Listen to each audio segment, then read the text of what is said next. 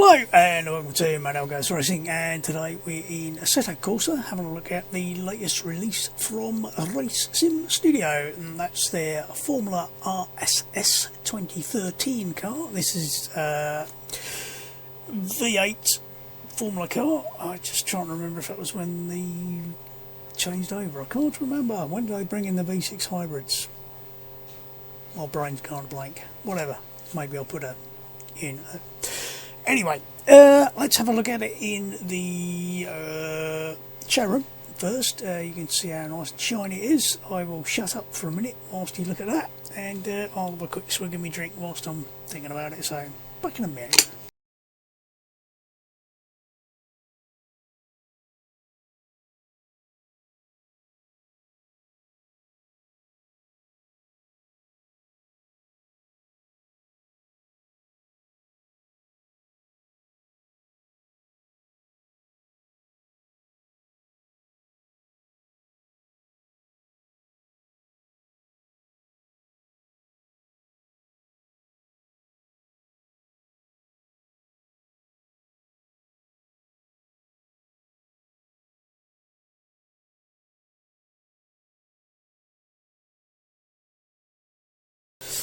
Hello again. Now, quick talk about specs, etc. It's 770 odd horsepower. Was it 450 kilos or thereabouts? 310 newton meters of torque, which means compared with the hybrid cars, it's lighter. It's got less power. It's got a lot less torque. About 60% of the 2017 car, something like 2.5 times more torque in the 2021 car, which is mental. Which means, in theory, this should be easier to get out of slower corners due to the fact that it's got less torque, therefore it's less likely to spin up, yada yada. Whether or not that's true, I don't know. But in lap time terms, round Silverstone, sort of 1.5, 2 to 4 seconds slower than this, depending on which one of the cars you're talking about. The 2017 being the slowest of the hybrid cars as far as I was concerned. So let's have a few laps and see what we think. Now, obviously it sounds like a V8. It doesn't sound that nice at the low revs, but once you start screaming, it sounds better.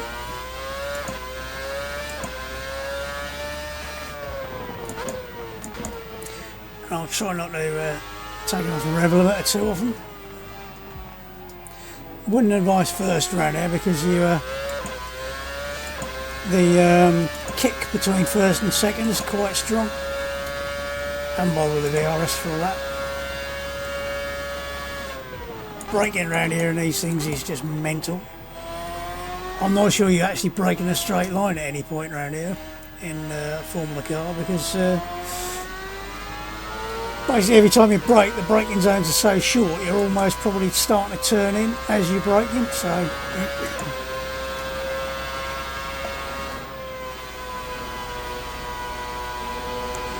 probably do that flat, but it's a matter of getting you turning at just the right point.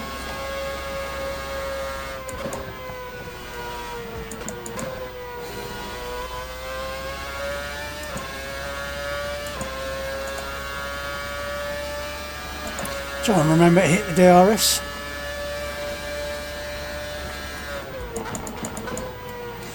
Seven-speed gearbox, not 8 like the newer cars. So.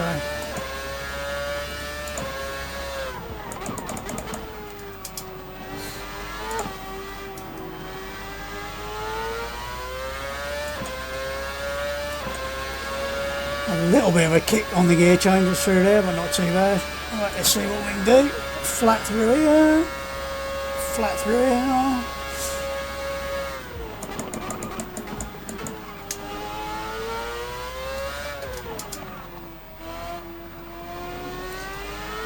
Second gear exit and power, and try and hit the DRS. Missed it. There with the beep. A bit low on the brakes possibly.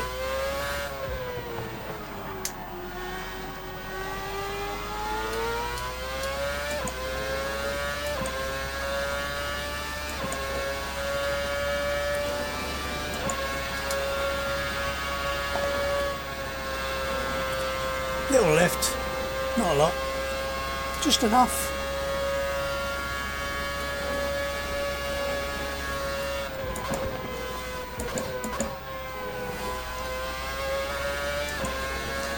Try and hit the RS right. It's not a reasonable lap time here, if I get this right.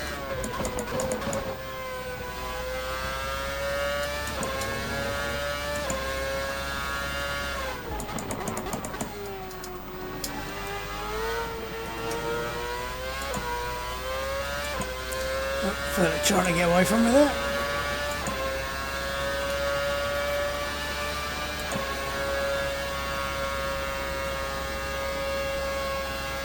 Do another lap, see if it can improve.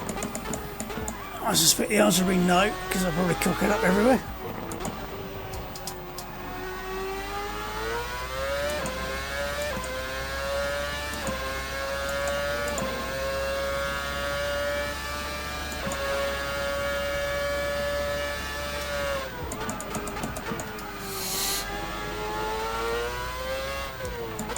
Not sure that was actually legal, but whatever.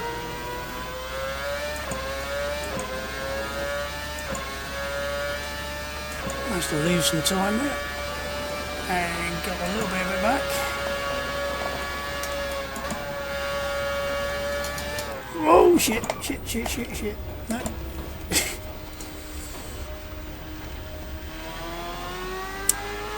That was a bit nasty.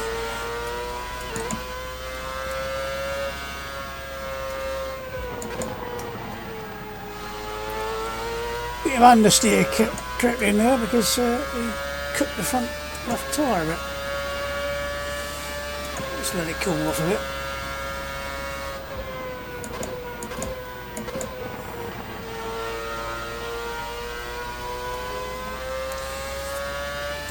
Not sure I absolutely believe the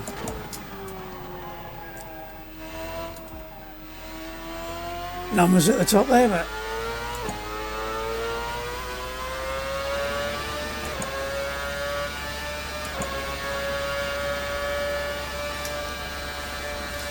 I could feel it starting to understeer as it was getting warmer.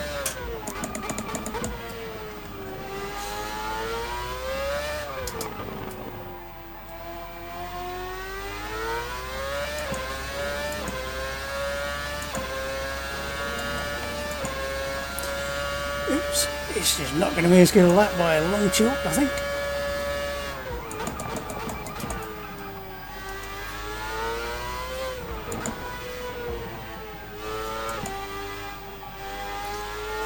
Front end's definitely gone a bit wishy-washy as it's getting a bit warm. It might be on the softest tyres here, which probably aren't good, but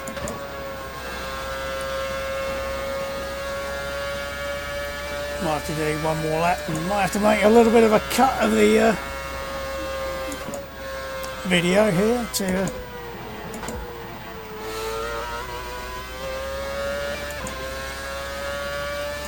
it's interesting how even after just one lap you can screw your front tyres to the point where you've lost a couple of seconds a lap due to the cooked front tyre.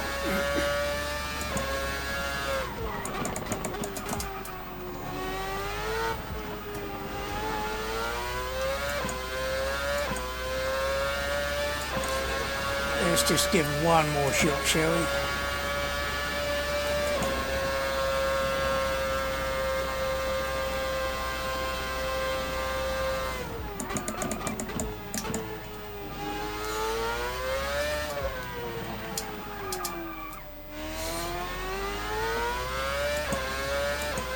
No, I'm going to do it there. And this time to the RS again.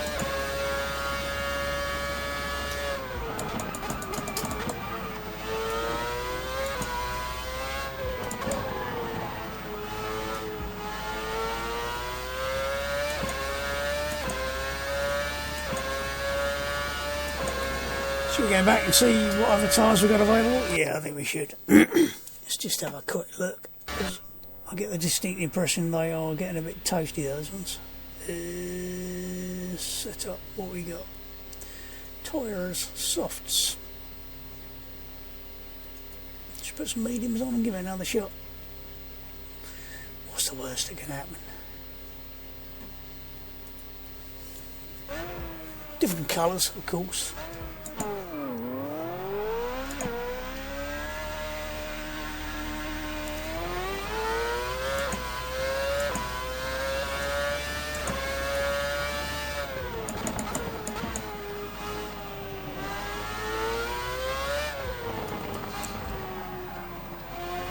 Now, I'd expect the tyres to actually go off a little bit as you do a couple of laps, but that seemed like a hell of a drop off, rather quick drop off.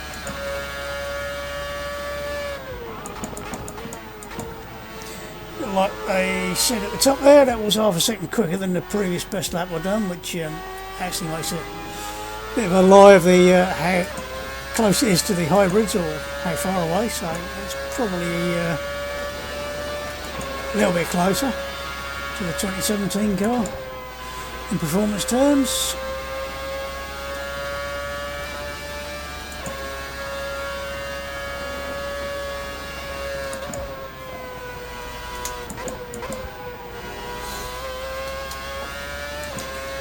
Back end getting a little bit loose there.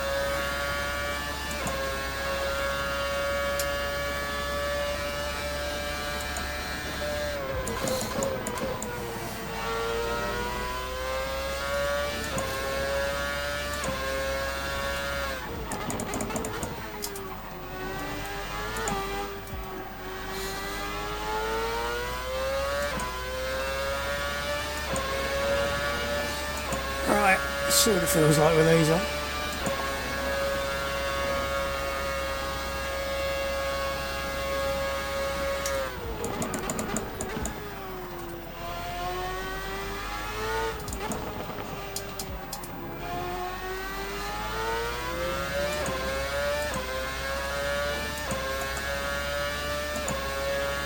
Yeah, yeah, she got the DRS on.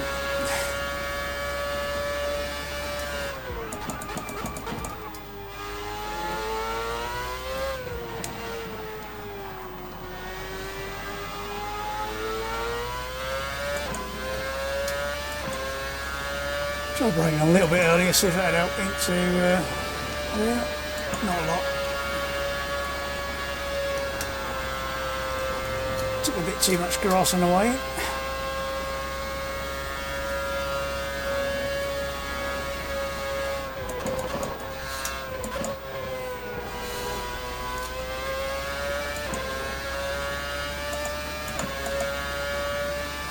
Just time that again.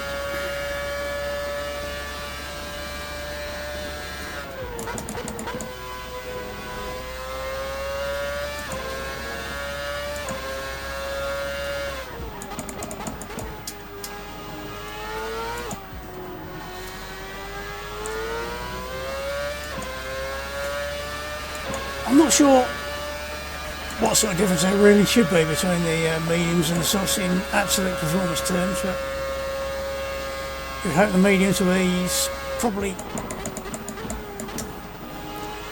more likely to hold up over a longer period.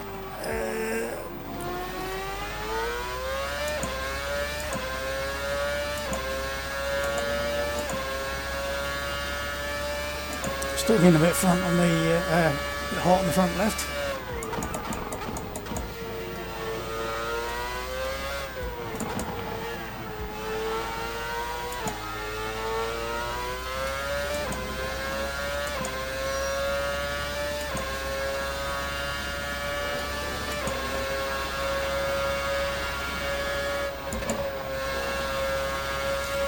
Try it with a down change and see if it helps.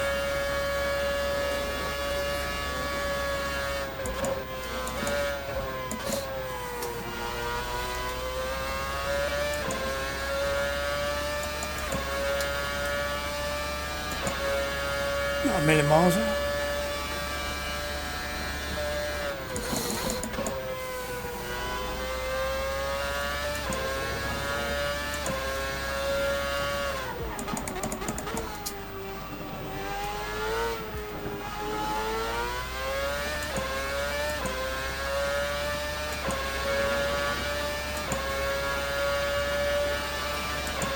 one more lap for luck, and I might have to cut this and edit it a bit, whatever.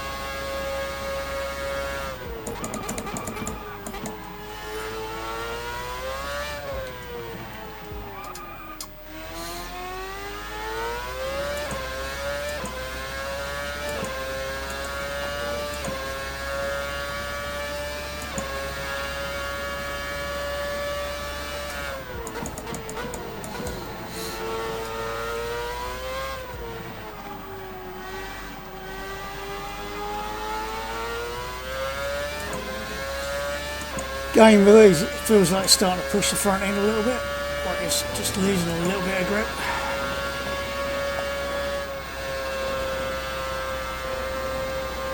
That was better. And I'm getting a 32 with this.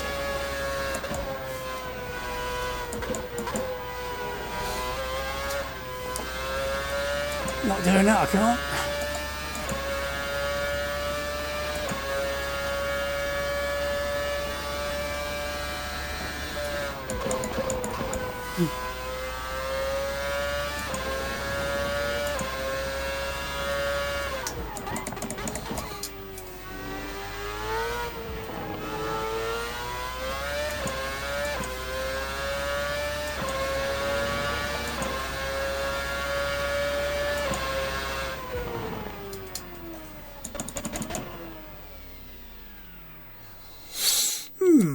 Well, I have to say, it's actually a really nice car to drive. I'm just a bit surprised at how quickly the tyres seem to go off.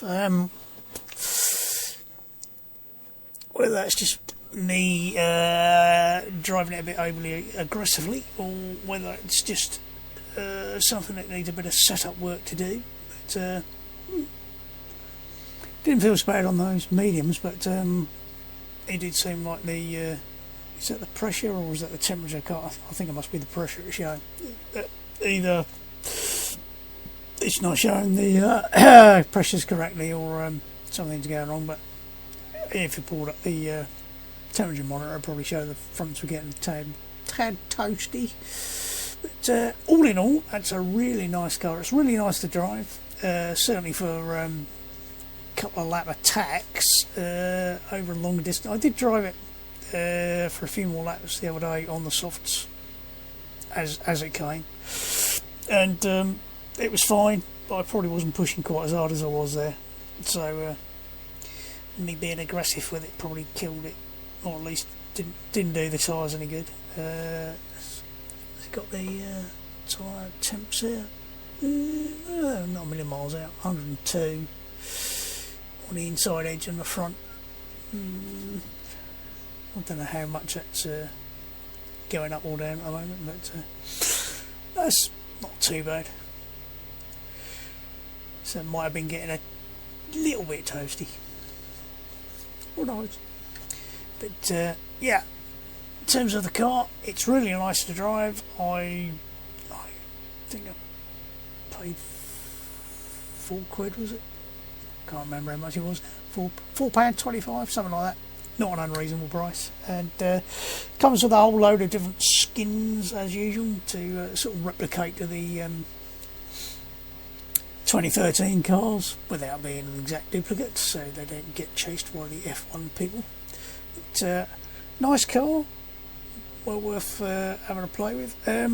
As always with really high speed Formula cars, how good it'll be to race, because obviously the faster the car, the less time you have to think about shit, and the more room there is for cock-ups. I'm not really sure, but as we're currently doing a IndyCar league, that seems to be going okay, but then is that because there aren't that many people on the grid and that we get reasonably spread out reasonably quickly? So I think if you had a whole load of people with very similar driving abilities, they might find that these things are a little bit mental, but that sums up Formula 1 really, a bit mental.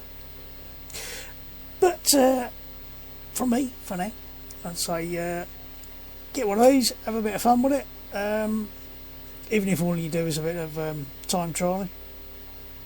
I think it's a nice car. nice to drive, but how good, like all other things considered, how good it is to race, not 100% sure. I've never been a massive fan of virtual F1 racing, but I know a lot of people are. So for me, for now, enjoy racing, have fun, and I'll catch you soon. Goodbye.